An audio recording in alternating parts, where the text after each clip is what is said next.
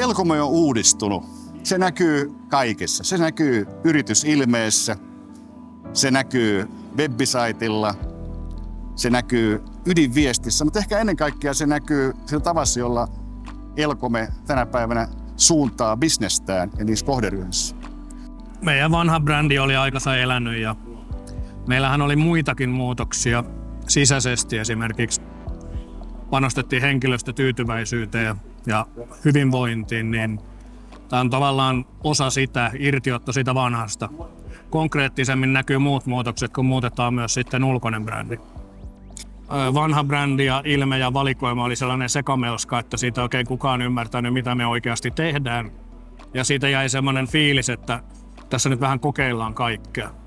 Siellä kuitenkin taustalla oli 2 ihan selkeää asiaa, mitä ollaan tehty vuosikymmeniä, mitkä nostettiin nyt sitten ylös.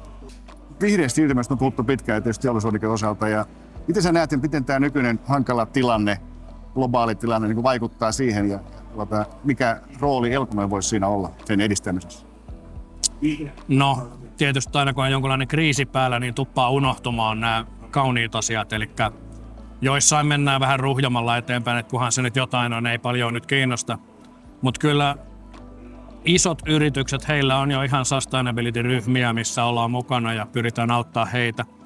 Ja sitten tuodaan enemmän ehkä keskusteluihin esille semmoista, mitä asiakkaat ei vieläkään ymmärrä, eli ihan pelkkä elinkaariajattelu, joka tuo niitä vihreitä arvoja, että kuinka paljon rahaa menee, jos uusitaan jotain 5 vuoden välein tai 10 vuoden välein.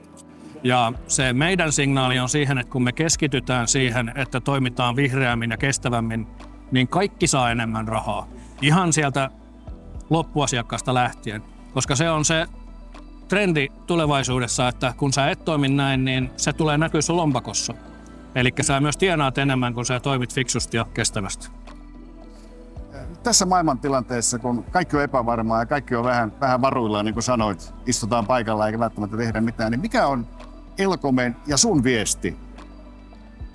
No oikeastaan se, että tyhmiä kysymyksiä ei ole.